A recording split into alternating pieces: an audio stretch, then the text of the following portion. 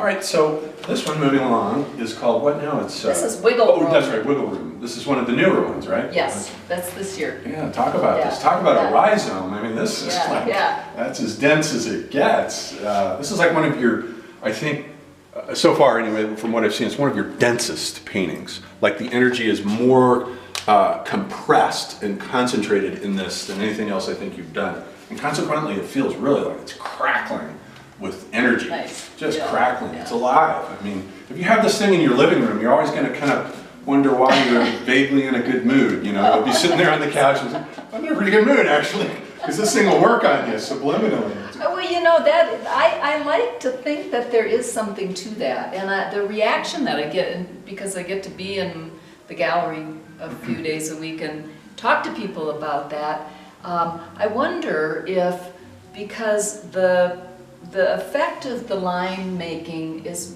quite meditative in the making of it, and somehow that does seem to come through to the viewer. And that sounds all metaphysical, but but it gives you a focus. Feel like there's just sharpens your mind.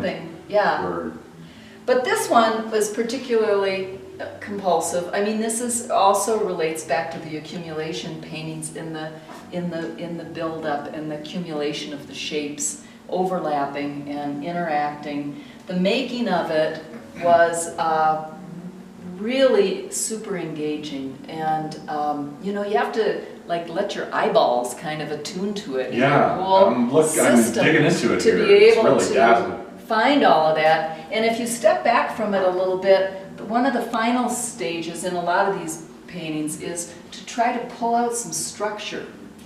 So you can sort of see some Gestalt therapy going on. It's got, maybe that's it. Pull out some Gestalt. It's got its stand on its own integrity with the shapes. Otherwise, if it's just a big bunch of chaos, then what does that do for anything? And it's not chaotic at all. I mean, it's chaos, but it's you've hit a rhythm there. I mean, there's what was it Joyce used to say about his aesthetic theory, that a work of art should have wholeness, harmony, and radiance. You know, it should have wholeness, and then it should strike a harmony, and then that harmony, it's like tuning into the right frequency. And once you hit the frequency, radiance. That's what you did here. It just comes right through. Perfect. You tapped right into the frequency that I think you were after. Now you say you're working on a bigger one of this. I've got on the easel right now one that is a 48 by 60, so it's twice as big, basically. Twice as big. It's very similar? It's similar, but it's all in much lighter tones. It's in whites and light grays and a similar kind of light blue. So you know, it really takes some looking to start to see all of the changes that are going on. This one has more contrast. That one's more subtle. I like the blue and white. It's got a kind of sky reference buried in there too. Clouds in the sky. It's very. There's some clouds in there. Speaking of clouds. Exactly. That's it. That's okay. So this one, by contrast, is very earthy, though. There's a lot of earth tones in here. I went on another left turn. You know, we live outside of town on the high desert, and I was realizing this when I decided to title this Organizing the Desert. Called it Organizing the Desert. So I nailed it. You did. I realized this is the color on my daily walk. These are the colors. Because I do a walk too every day along the Santa Fe River. And this is exactly what I see. That's the colors. So that's sort of seeping in there. And this is different in that it's all water media. And again, it's on the absorbent clayboard. So this is much more of a, you know, plein air kind of live. Now, tell me about the medium of the clayboard as opposed to the canvas. Will the image that's inscribed on a clayboard, will it last as long as an image on canvas? Yes. Or longer?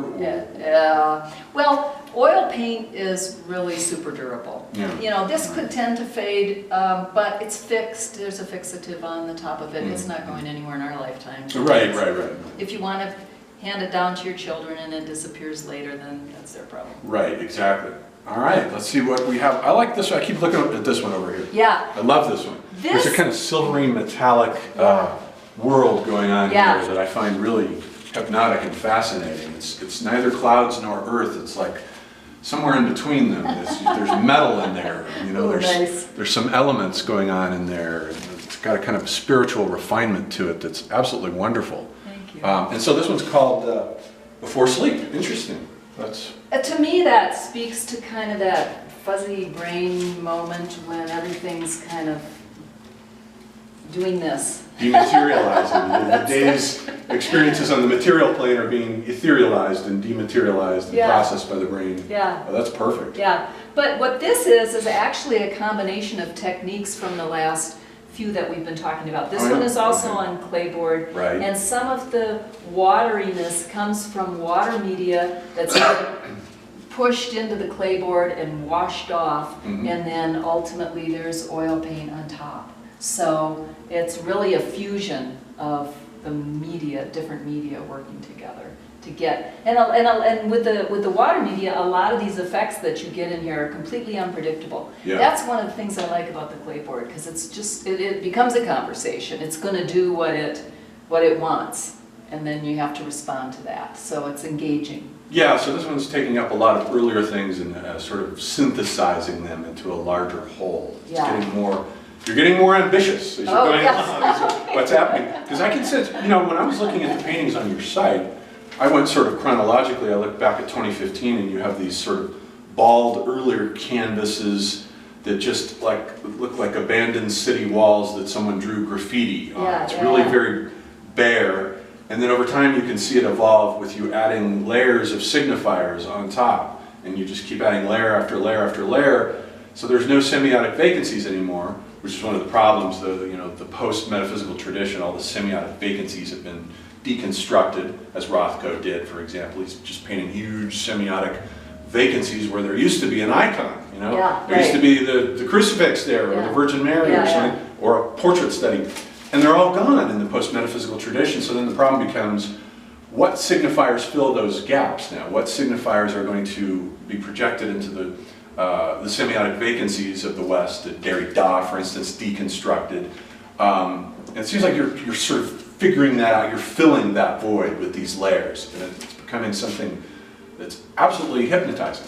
Well, you know, and when you put it that way, I think what I'm seeking to do is, speaking of Rothko, with those big swaths that you can stare at forever, but you don't know what the content is. I want to still hit a similar note with the moment when all the individual marks become a whole.